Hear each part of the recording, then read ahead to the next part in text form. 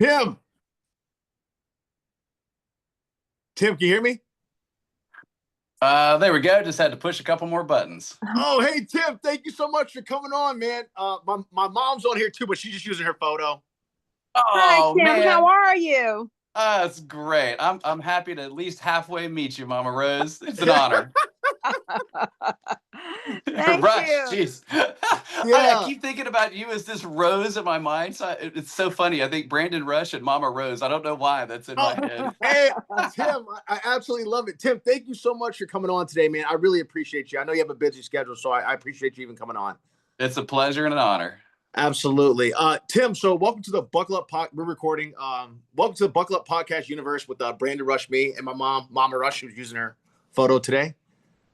Love it. I've been enjoying the episodes past, and now I get to be present. This is cool. Hey, absolutely, absolutely. So, Tim, what I know about you a little bit, I kind of feel like you're a bit of an entrepreneur or something. I don't, however you explain it, however you best explain it, I guess.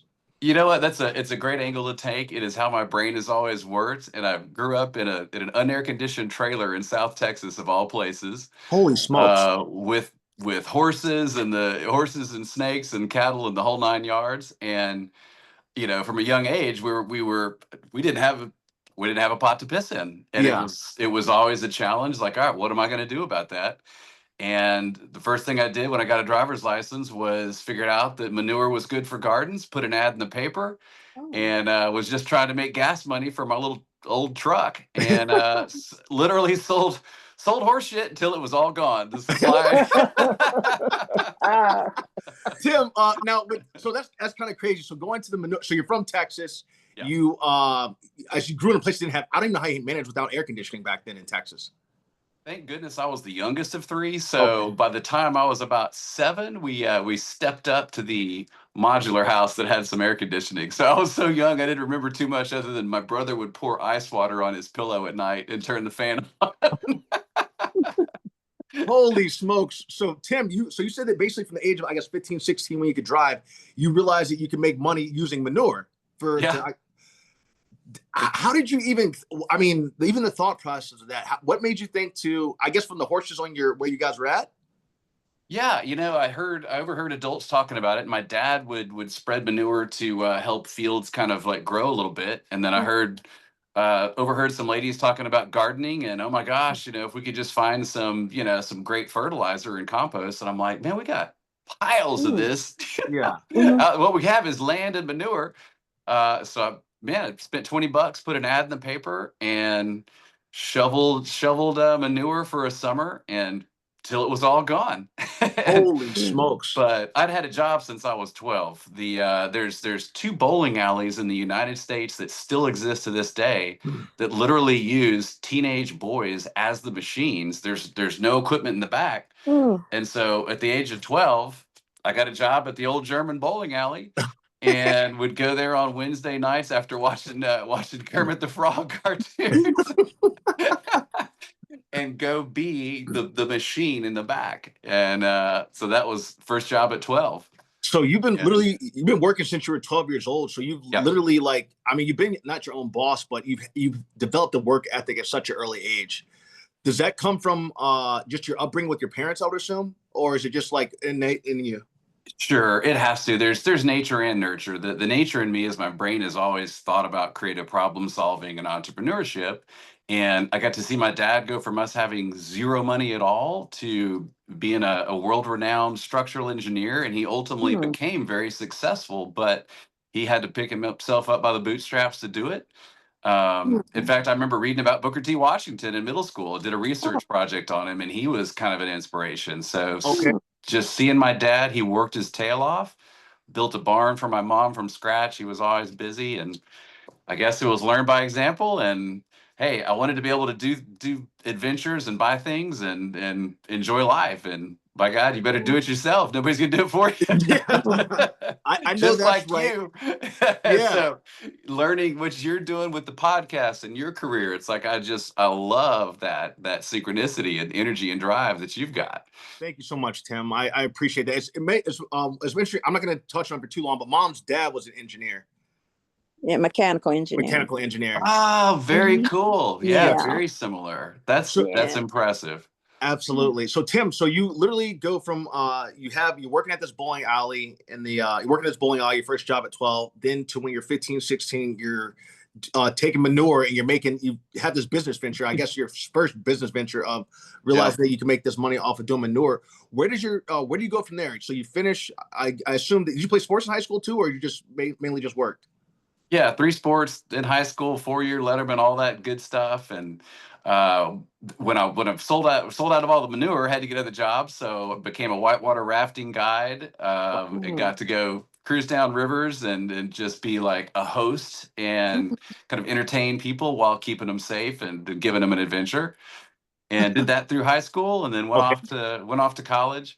Probably the next entrepreneurial thing was, um, I literally had to convince my parents to co-sign for a loan for me, because halfway through college, I decided, you know what? I think I could sell my car, put a down payment on a trailer house, rent out 2 of the rooms, and live a lot cheaper and build an asset while I'm in college.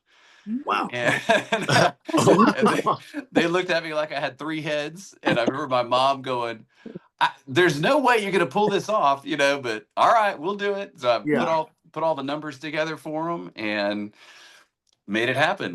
So went back into another trailer. But we had a ball. It was roomier than an apartment, Yeah. and graduated with an asset. Wait, so Tim, So sorry, I want to make sure I have this correct. So you, while you're in college, where'd you end up going to college at too, Tim? Texas A&M, Okay, proud good Aggies. Cool. Aggies. Yeah, the Aggies. Johnny Manziel. That's right. We were talking about that the other day. That's right. What did you study while you were there, Tim? Or was your degree, I Uh, guess? a weird major called industrial distribution. And literally what I did was describe to my older brother, who was at A&M when I was in high school. Okay. I told him I kind of want to be an engineer like dad, but I don't want to sit at a desk all day like dad. I want to do something that's sort of entrepreneurial. And A&M was like one of 5 places in the country that had sort of this combined hybrid degree that was engineering, marketing, and industrial sales management and warehousing. And he said, man, there's major job demand for that. Oh wow. So I was the only person who actually started off in that major at Texas A&M over 5 years, because I just asked the questions of, here's my skill set, here's what I want to do, what's going to translate into a job. Yeah, absolutely. And so now I talk to high school kids about that decision-making process, so they don't get saddled with a useless degree and 50K in debt and, Yeah. do that decision-making. So ended up with a weird major that walked across the stage 4 years later with 5 job offers and, more money than any of my friends. Jeez, man. Tim, there's 2 things I wanted to touch on that you said. One was the fact that I think I do want to get back to the high school thing, you talking to high schools, because I think that's so important. But you said that I think it was your junior or sophomore year that you decided that you could, I guess, buy a what was it called? A trailer house? What was it called? Yeah, buy a mobile home. And then you rented that out to 2 other people and kind of made like I guess that's like it was your property. That's right. That's right. I bought it. It was like $16,000. I had to put $2,500 down, make payments every month, but then rented the two of the rooms to my friends. We all lived cheaper than we would have in an apartment, Yes, sir. and had a nice big space, and it was great. Had a little yard and everything, and so I was like, man, this little theory is kind of easy. Yeah. Just think outside the box and put the numbers together and see what works. And so it really developed a lifelong passion for real estate. That first college investment. Okay. Well, and so Tim, wow, man, that's Tim. I knew you were when I was talking to you the other day. My mind was just blown just about like the stuff we were talking about. So you have this when after the degree that you took, you ended up having 5 different job offers that you were able to do. Did you end up going with those job offers? Did you end up sticking on the entrepreneurial side, or you did both at the same time? Yeah, ultimately, I've kind of always tried to do both, but for sure, putting that degree to use was the way to go. Mhm. And I just, of course, college kid, I took the one with the biggest salary and the biggest adventure. So like, I packed up and moved to Iowa for like 6 months because it was the most money, and they said, we need somebody to come learn with us for 6 months, and you need to be ready to go open an entire business for us on the Gulf Coast of Louisiana. Holy smokes. And they had this company had been coming to seminars put on by my major, so I was doing like hosting events with these companies and networking with these folks that came in. So they learned about my entrepreneurial spirit and said, all right, we're going to give you a shot. We'll hire you right out of college, train you, and then put you to work. Go make it happen. Man, so Tim, you get out, you go to Iowa, and then because they know about your entrepreneurial spirit, the way how you were with businesses already, and then you went down to Louisiana. I take it. Right, went down to New Orleans and opened up a sandblasting hoses and parts distributorship. So then the hilarious part was there was already a Tim working at this company in Iowa. So they nicknamed me Tex Gallaway because I was from Texas. So I literally had to show up in these Cajun deep woods, deep swamp, little industrial facilities and introduce myself as Tex Gallaway. And man, I'm here to sell you something. It was a trip. I absolutely love that. Tim, I want to ask a question. Sure. I was listening to you and I'm just amazed about your talents. That God has truly given you many talents. But something you mentioned, you said when you were in high school, you decided to do your paper research on Booker T. Washington. As a white man, why did you decide to study a black man? I don't know. I really don't recall if it was because we're talking 1983. I'm not even sure if there was African American studies then in South Texas. I really don't know the decision-making process other than go into the library and it was find a historical character that inspires you. And just happened to go see this history of this man whose blurb really resonated with me is no matter what his circumstances and he just resonated. So I loved it. What a beautiful spirit to have. What a beautiful person you are to look at, and that's what is so I see why Brandon gravitated to you. I do see that, and to look at what this man accomplished, and you could use some of his accomplishments as far as inspiring you for your future. And I always love hearing that type of thing. Now you can let's go ahead and talk about this job that you do, real estate that you do now. Let's move on. Wait, there was Tim. Sorry, I want to hit one more thing too. I want to mix both of them together with you. You also mentioned how you speak at schools and give them this advice. So I want to combine. I guess if you can touch on both, if you wouldn't mind, with your real estate that you do as well, if you wouldn't mind. Yeah, sure. So my real estate passion eventually turned into a side gig getting into short-term rentals when Airbnb and Vrbo were kind of coming on board. And I liked the concept and found a property that checked about 24 different boxes for me that I really liked as a property, learned how to do that market, and then kind of pioneered a few things, which was taking major risk and having water centric as well as like kind of the first arcade that I've ever heard of in Airbnbs. Now they all have them. And so I got into short-term rentals, and one property turned into two, which turned into three, and so on. And eventually, at the end of COVID, I sold those all as a business. I found a buyer, a corporate buyer for those as an ongoing business, and I was able to sell those. And now we've converted those funds into new real estate ventures. So it's allowed me to retire from the corporate world because for about 8 years, I didn't have a vacation. My poor wife never got to go overseas. I was running a company and running short-term rental business 24/7 as the host and marketing and doing all the finances. So eventually decided, all right, if we're going to retire early, I'm going to have to do it, and sold it all, tripled my money on all the real estate, and have been able to turn that into kind of ongoing businesses that now allow me to be retired and travel the world with my wife. Holy smokes. Beautiful. Tim, I had a question. Oh, sorry, Mom, unless you have a question, I have a question. No, you go ahead. Ask the question. Tim, so with that, with the three properties, the one that turned into two, that turned into three, you said you kind of pioneered that, which means like, well, obviously you're ahead of the game of it and you were learning it so much of it. This company saw you and was like, hold on a second, this guy is like not competition per se, but like he's a person that we want to learn from, or I don't know what's the best word to do it. I don't know if you were competition per se, but it's like they saw that you had something that was very unique. Right. They found the properties. They loved the concept that I was doing with them. And of course I had years of rental history and all the finances on spreadsheets and, in an organized fashion. And they had just sold, I don't know, like 37 Verizon stores. So they had a bunch of capital. They wanted to put it into short-term real estate.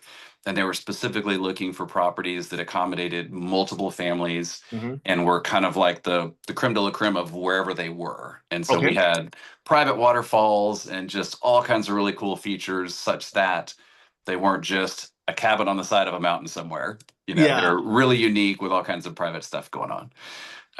And so they wanted to buy them and put their money in that and diversify their assets. Holy smokes, man. That's, as Tim, you're ahead of the game. Clearly. Luck plays into it too. COVID, with these were mountain properties, and during COVID, everybody wanted to escape, and they quit going overseas for a while. So that really was very good for the business, and very good for real estate values. And so I was very fortunate that during COVID, real estate values went up, and we were able to capitalize on that timing. So always, if somebody says, "Man, I did it all," God, your parents, luck, the market. Absolutely. Absolutely. I have one of my best friends, him and his wife, she has a home designing decor business. And then my other friend has been really successful in flipping homes. I know that when he hears your story, I know that it's going to invigorate his spirit, because like what you've done is like, even though he's on the home flipping business, like the flipping home side of it, him hearing your story is like, I don't want to say, I don't want to speak on his behalf, but basically what he's going to hear from you, because I can't wait for him to hear this, is what you're doing is, I think, something that he would ultimately love to be able to do, because I know he loves spending time with his kids. And yeah, absolutely. And I love consulting with people. I do it all for free. A lot of people come and seeking advice on how do, everybody wants to get into Airbnb now. So I probably taught more people out of it than into it, because the market's changed a lot in the last 2 years. But absolutely, he's doing the same thing. He's looking at real estate as an investment and an asset, and taking a different approach to it. So absolutely, I love talking about that stuff. Man, Tim, you're a blessing, because obviously you could charge an arm and a leg to do this, to give people this advice, but you just have this goodness in your heart to help people.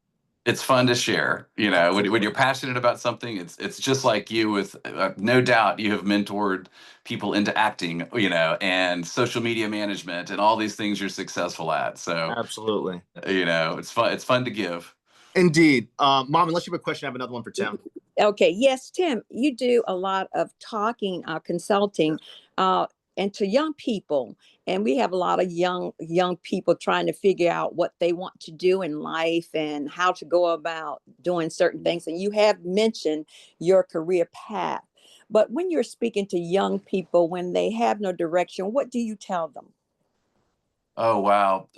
There's so much. And what I tell them is, for the last 20 years, a lot of you have been told something in error with good intention by a lot of the adults around you. And that refrain has been, it doesn't matter what degree you get, you got to go to a 4-year college, and you just got to get that piece of paper and get that degree. And that is the advice that's turned into a $1.7 trillion worth of debt, and saddled the average kid with over 50K in debt. And almost 60% of children who've graduated college in the last 10 years have ended up in jobs that require a high school diploma. And what I tell them is, don't listen to this overall advice of that. We've got to change that refrain. And you're starting to see that in the market. Mike Rowe, a lot of people are saying it's about a marketable skill. No matter who you are, now even the blue collar degree, 1 or 2 years, is the new master's degree. And so I try to just expand people's thoughts and give them dollars and cents. And I remember being in a room full of administrators, principals, and Lexington One, where we live, a lot of teachers and stuff. And one of them opened it up. I was there to speak to them before speaking to the entire school and all their classes, because they wanted to see, what am I going to tell these kids? Yeah. And one of the teachers said, what we like to tell our kids is they need to follow what their passion is. Whatever they're interested in, they need to do that for a job and go to college to do that. And I said, what if it's painting unicorns? And they're like, well, we tell them to follow their passion. What do you think about that, Mr. Galloway? And I said, that's great when they're spending disposable income that they've made because they have a skill that society values enough to give them a paycheck for. And your passion can be your hobby. That's a lifelong thing. But what I tell kids is no matter what your skill sets are, there is a career out there and it's not hard to find. And here's the numbers. And in fact, 3 years ago, the last time I was speaking to entire schools, Midlands Tech, that's the local 2-year school that a lot of suburban white parents would turn their nose up at, like, oh, would be too embarrassed to send my child there, right? And then I tell them, did you know that 14 of the top 20 highest paying jobs right now, you can get in 2 years for a fourth the price at Midlands Tech and make more than engineers at Clemson? Wow. And Yeah. the statistics are there, the numbers are there, and people have not been exposing kids to that. They've just been telling them, go get that degree. And going in and talking to predominantly Black schools, it's heart-wrenching because they're being given that advice and they're ending up in greater debt than the more affluent kids. And so these larger minority schools that come from lesser affluent areas are ending up with worse economic results by getting that bad advice. And so it killed me. And so I love trying to talk to folks and help them understand you don't have to spend an arm and a leg to get an amazing career. You can beat the system Yeah.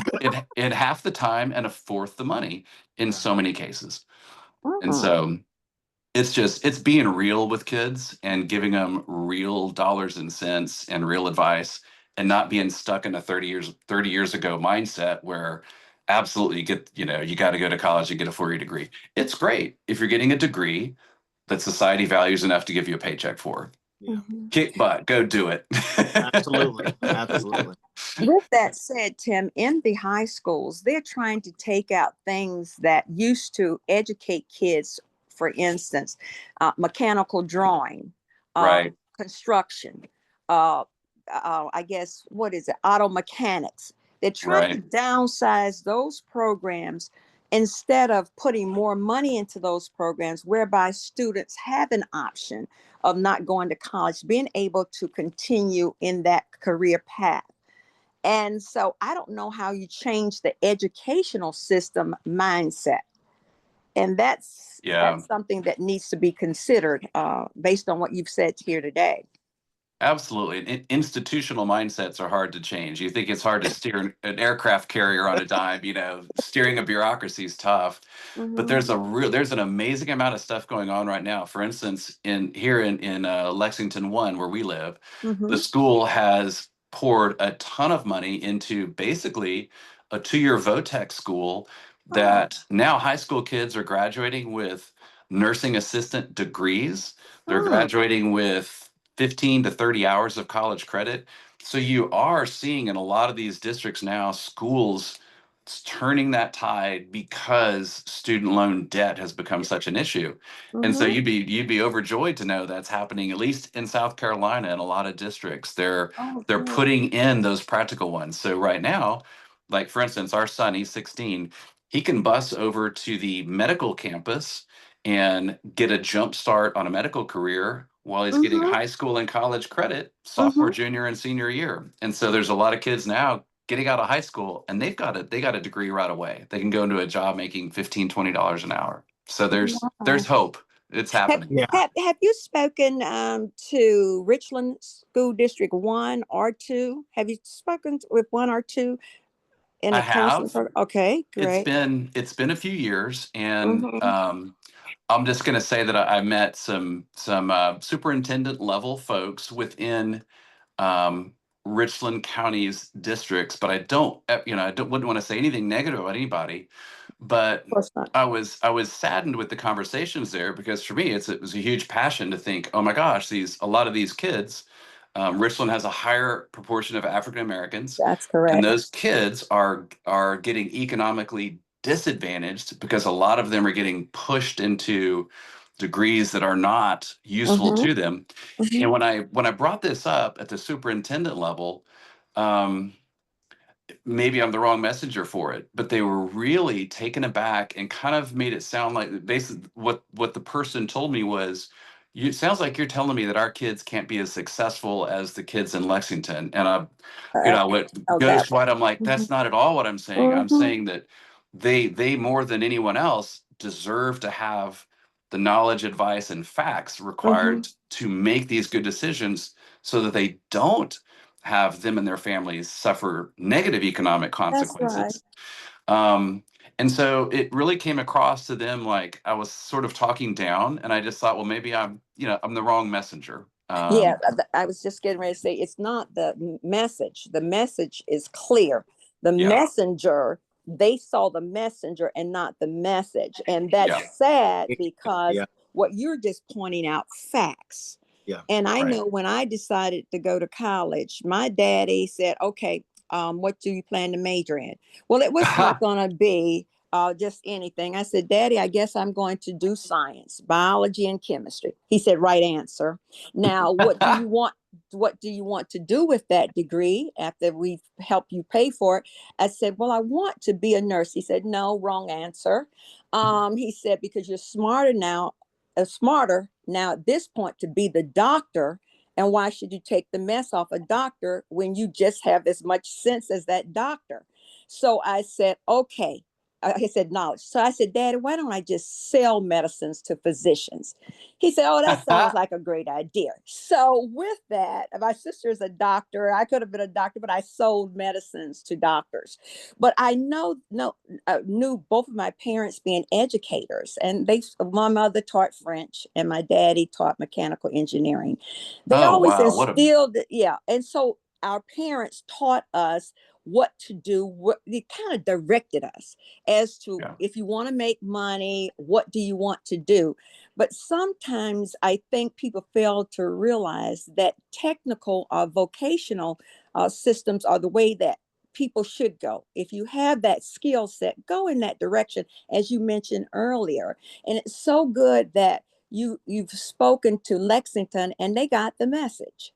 Hopefully Richland County will get the message from just this podcast of 3 million people watching. Maybe an educator will listen and say he is dead right in what he's saying. Let's just rethink the path. And sometimes you have to get rid of the old ways that people have. It's institutionalized ways, but just get rid of that. And I think that's a good thing, but go ahead and finish talking. I am just so happy to hear you today. Tim, you got a heart of gold, man. I love you. I really do. Like, you're such a blessing to people. If you don't realize that yet, you are. Well, I appreciate you saying that. It's just, my operating philosophy in life is see the good. So it probably came from reading The Art of Happiness by the Dalai Lama 30 years ago. And I remember in there, the recurring theme of the book is take the two most opposite people on the planet, and they are 99.9% the same. And we're not just talking DNA. Most people want happiness, health, and to be good. And, people get lost in the details. And it's fun to be happy, and it's fun to always see the good in people. And there's a lot of good in you two that resonates as well. So this makes it super fun to hang with you guys. Thank you so much, Tim. We're happy to have you here. Mom, sorry, I felt like you had another question, Mom. Yes, I want to ask Tim, do you have any children? Oh, he did say it. So, do you have any kids, and have they decided to follow your path? Oh, yeah, absolutely. Yeah, so great question. Interestingly, my son, who's 16, absolutely was born with this entrepreneurial spirit. He was asking me questions about the stock market when he was 7. And when he was 8 or 9, he would call me during the day and say, Dad, can you put $50 into Ford? What? So I was this third grader stockbroker for a little while. So the apple did not fall far.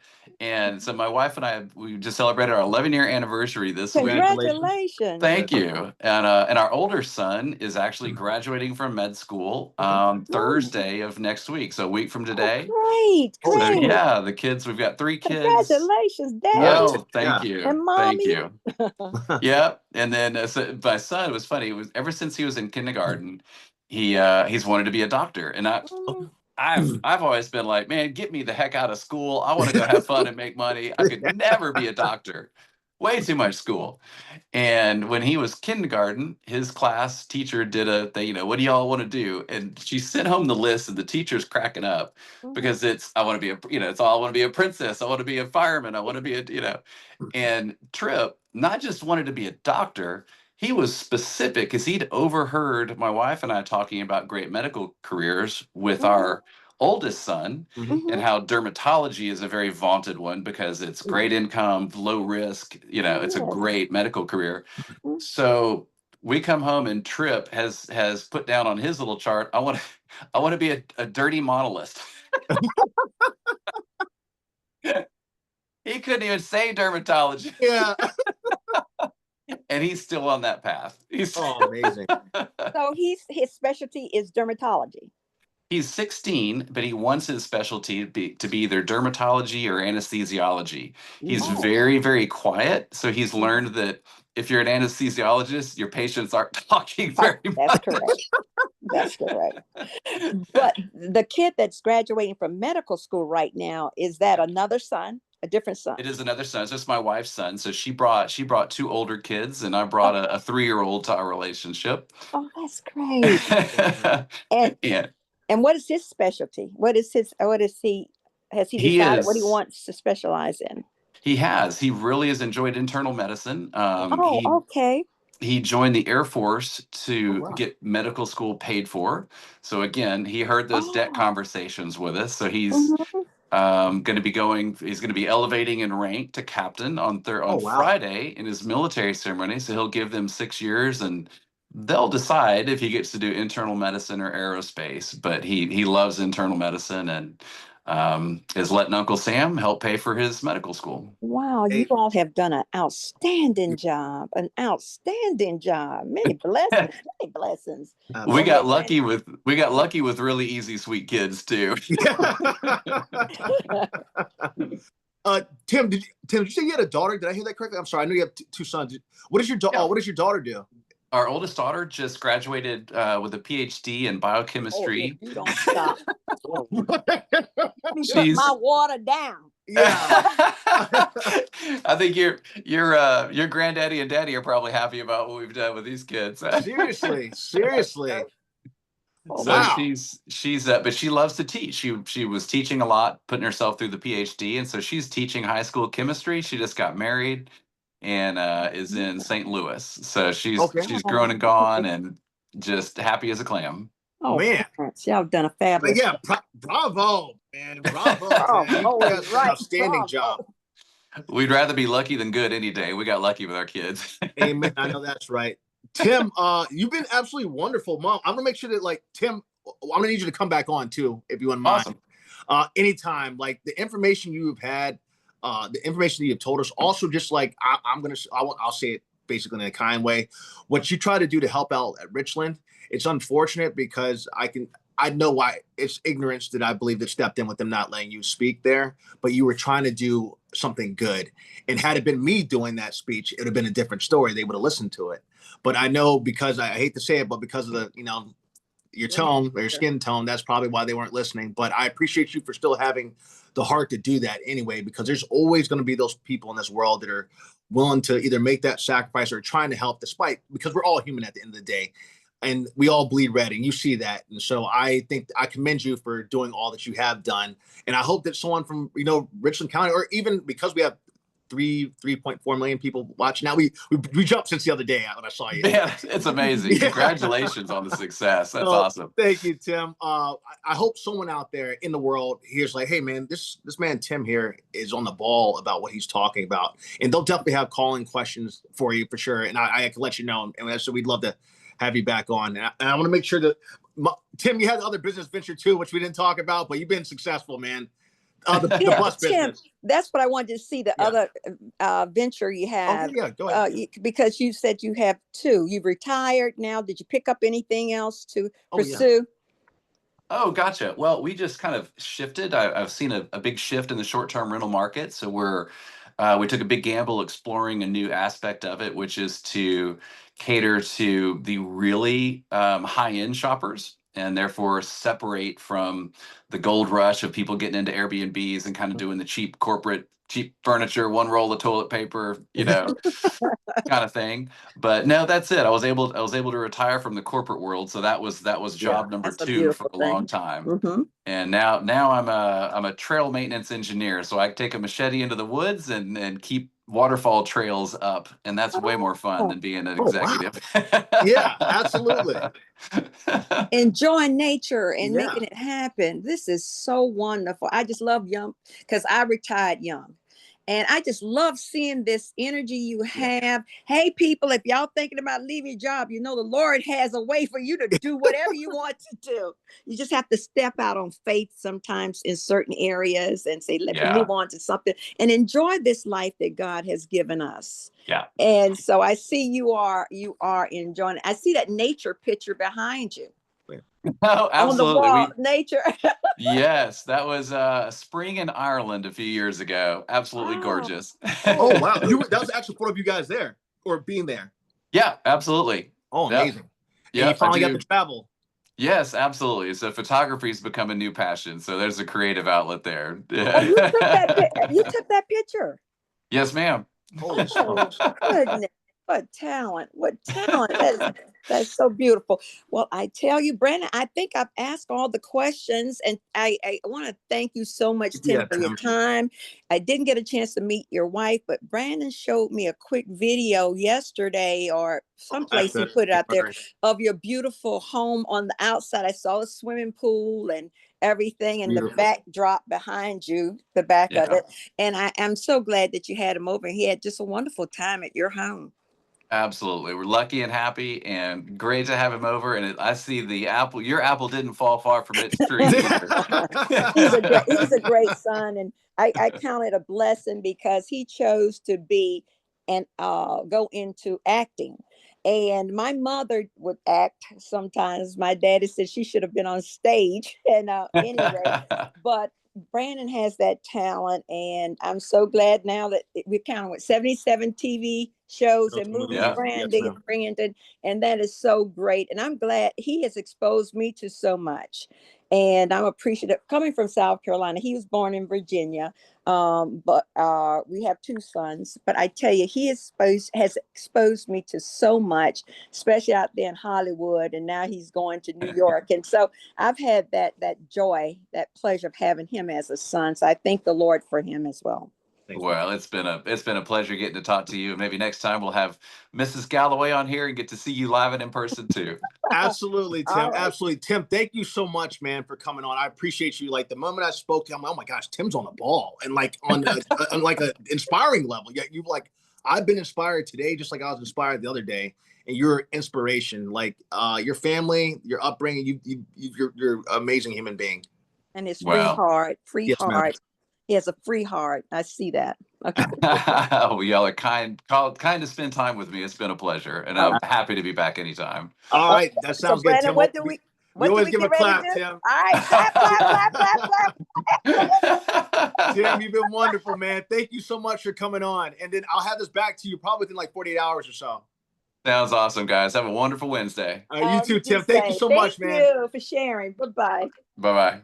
Yeah, let me figure out this thing. Outstanding. Yeah, Brandon. Tim was amazing. Outstanding. What an inspiration. Seriously, he's on the ball. Let me see record. Let me stop this recording.